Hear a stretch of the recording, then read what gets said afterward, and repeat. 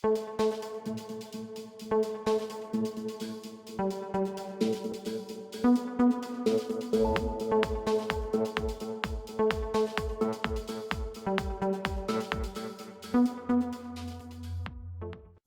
YouTube.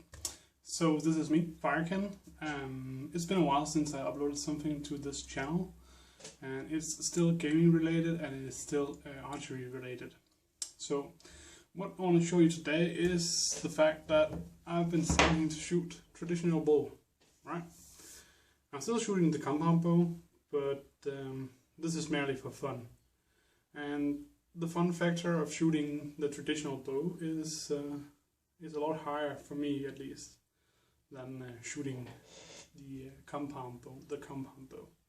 Alright, so I started doing 3D archery with my compound bow, and I want to get into the 3D of recurve bow, bare bow.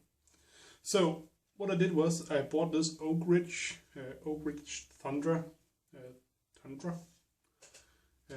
It's 60 inches and it's currently 45 pounds at 28 draw length, and my draw length is nearly 31 with compound bow, so I suppose that's around 30 with recurve, I guess 29 maybe, so it's nearly 50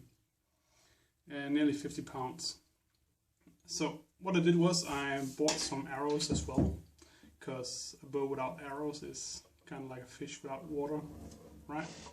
So I bought some of these Eastern Axis Traditionals, these. They are carbon. They are 32 inches long, and so they're uncut. I guess it's called full length. Has the parabolic feathers, pretty cool. Has a 100 grain tip, and the GPI, I don't know. I actually have no idea. Oh, and it says 9.8 GPI, and it's a spine 400. So the GPI must be, I don't know.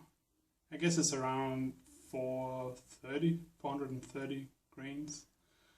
Yeah, roughly. The insert, I don't know what it weighs. I guess it's 75 grains insert and 100 grain tip, so that's 175 until 300. Yeah, I guess 450 maybe. But the point of this video isn't me rambling about arrows. I haven't bare shafted these or bare tuned these, and I'm not gonna do that because I'm gonna practice the fixed gap shooting, I guess it's called. I looked up on the interwebs, and it's kind of you measure out how far down the string you walk to 25 yards, and then you gap shoot anything between 10 and 30 yards. So yeah, that's about it. But this video is not about that. This video is about a homemade back quiver. I only have hip quivers and bow-mounted quivers on the compound bow. I have the, I'll show you. This is my PSE LT drive, 70 pound compound. It has the bow-mounted quiver. Shooting some B-man bow hunter, I guess they're called. Something like that. Let me get off the sleeve. There you go. This one, right? So this is my PSE LT drive, or drive LT, I guess it's called. I have a G5 2-point sight and true glow 8-inch stabilizer. It's set for 69 pounds, and I use this one for hunting, right? And then I have, I guess I can show you that one too. I've got this one as well. I use this for 3D archery. I use it for, yeah, primarily 3D and target shooting. It's It's the PSE Dominator 3D Max. It's currently set at 50 pounds, so it's a lot easier to keep in the 3D field. But yeah, since it's 40 to 50 pounds max, I've set it at 50. I kind of want the 50 to 60 version, but I guess I'll get that some other time. I have the clarifier lens in here, ×2, and then on the scope I have ×4 optics. But yeah, this is my compound versions.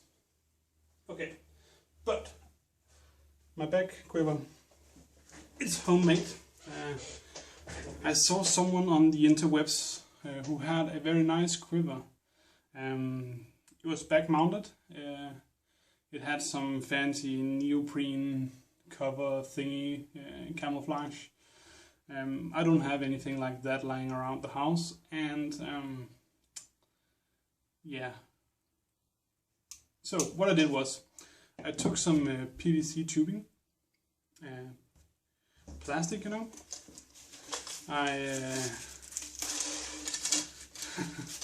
I coated it with some camouflage duct tape, right? So here it is. It isn't really suited for the Danish environment. It's a little bit too yellow, but yeah, I guess that'll do.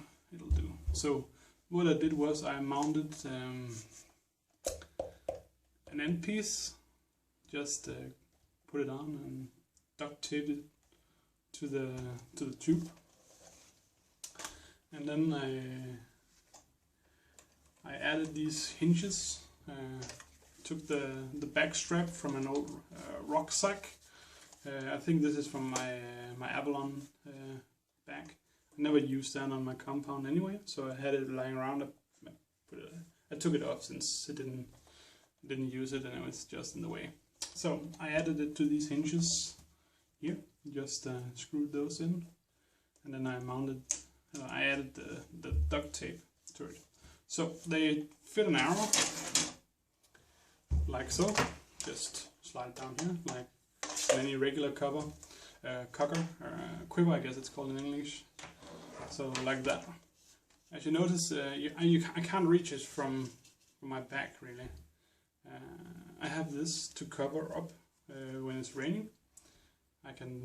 It's a sleeve, right? So I can pull it down over the top of the quiver and keep the fletching dry. Roughly at least, and it also hides the knocks in case of hunting, right? So that's not so very clever when you want to reach for new arrows, right? So I saw this design from oh no, I can't remember who made those, but I'll put it in the link. Well, what you do is you just reach in here and you have the arrows and you can pull them out here. So this goes down, right? You just reach in here, grab an arrow and pull it out this way. Clever, right? So you don't have to do all these sketchy moves when you're out in the forest hunting. And it's a little bit easier to move around rather than having the hip quiver. So I'm just gonna equip this bad boy and I'm gonna show you, right? So don't pay attention to this, it's just ale and whatever. So I put on the quiver, right? Easy peasy. It's on my back now, right? So as you can see, it's hard for me to reach here because I'm right-handed and this is going over my left shoulder, so it's a bit naff. Usually you'll have it right here to pull out, right? But with this design, just reach in here. Pull out an arrow, and you're ready to shoot, right? So, let's grab the bow. So I'm gonna hurt my fingers now because I didn't put on my gloves. And I only have like 2.5 foot above my head. There we go. So reach in here, pull out an arrow.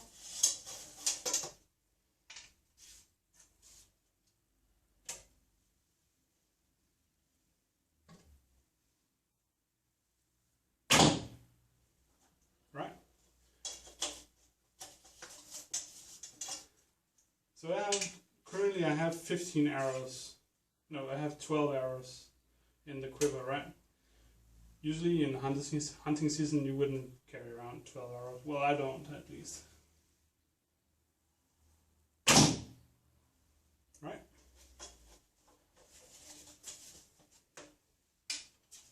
There you go. I guess you catch my drift, right?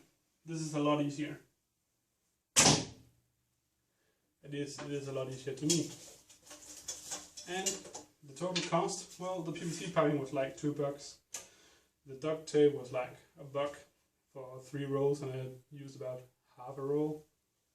So it was like, I don't know, $5 maybe. And in the Danish stores, they want $220. Right? $220 or something like this. And the main difference is this is plastic, right? And I had to make the hole myself. I didn't measure anything, but I guess I can do that. I just well, trial and error, you know. I cut off like this part here first, but it wasn't big enough for me to get my hand and move up the arrow so I could pass this piece. But this is 24 centimeters, so that's like 9 or 10 inches here, and that's about it. In the future, I think if I'm gonna make this, I'm gonna cut the tubing a bit longer for an easier end piece on the top instead of this back, because this doesn't make much sense. But remember, when you take the arrow from the inside, you have to move it up a bit, like so, which means this one comes out here. So this back has to be at the end of the tubing here. It's a little bit too small for the opening here. There you go. So it has to have this pocket here. Otherwise, your fletching is gonna rip off the pouch. And you can hear it doesn't make a very good sound. But it works. It just needs a little, well, it doesn't work.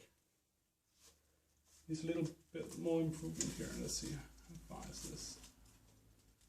Well, if I made something a little more sturdy than this nylon plastic thingy, it would make a lot more sense. But currently it's just tearing the fletchings. The fletchings doesn't break, but yeah. But yeah, total length of your arrow, at least to me,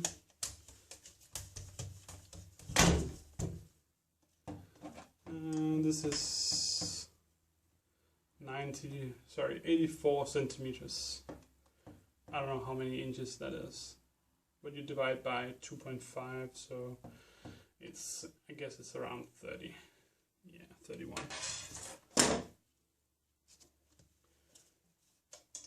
Maybe, well, I'll say 35, then your arrow should be covered, right? There's no reason for these to stick out here. In the bottom here, in the end piece, I added 2 pieces of cardboard down here. I cut those out in circles. I just drew around the end and cut them out. I covered them in duct tape and put them in the bottom here, so it didn't make so it feels like playing a drum when you hit the send, right? And when you put down the arrows, they do the same. So I added the cardboard to absorb some of the noise. And if you really want, you could add some foam in here. Can you see in here? Yeah, I guess you can.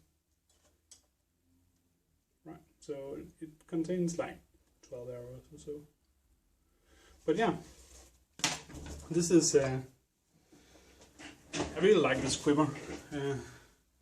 Made it a lot easier to carry around the arrows, and I'm using a lot of backpacks and stuff when I'm out, so I like having the quiver on my back, or I can mount it to my backpack, and I can still reach the arrows here in the side, right? I just slap the straps around here from the backpack. Make sure this opening here is free, and I can take out the arrows nice and easy, right? So, what do you think? Any improvements? Any good ideas? Or should I start selling these? Like I could probably make these for $10 and ship them. I don't know what shipping is, but it's very easy, man. You should make them yourself. So yeah, that's me. Thank you for listening. And if you're not already shooting a traditional bow, I would recommend you pick up one for the cheaps. I paid $125. Yeah, around $125 for this. That's cheap in Denmark. I guess in America it's half the price. $60 maybe, $70. I mean, the bow shoots awesome. It comes with the shell. It's calf hair, and the string, of course. And then bought some of these silencers here. Added those myself, and I put some Velcro here, the soft bit of it, to silence the string a little bit. I like these one piece bows. Yeah, but this is a good bow. The handle is a bit too wide for me, so I might have to carve some of it away. But it has a nice. It's very light, and it draws smooth, of course. And yeah, it shoots like a dream. I mean, for this amount of money, this is a brilliant bow. It's not a takedown, and I prefer it not being a takedown. I like these one-piece bows. I've thought about adding some drawings to this bit. I have a friend who's very good at making art, and he could make something nice out of this glass fiber thingy. So yeah, lastly I'm gonna show you my shooting, right? I shot the bow. People want to see how I did, and well, I wasn't aiming and I couldn't go to full draw, so it wasn't very impressive. I mean, it died, however. So yeah. Oh yeah, right. I have this PSE snake as well, 26 pounds. But yeah, well, my cousin shoots that. He's 14, I think. It's way too light for him, but he can't draw my other bows. They're a bit too hard for him. Well, rather the draw length is too wide, so need to grow up a little bit. But yeah, thanks for watching, and see you guys later.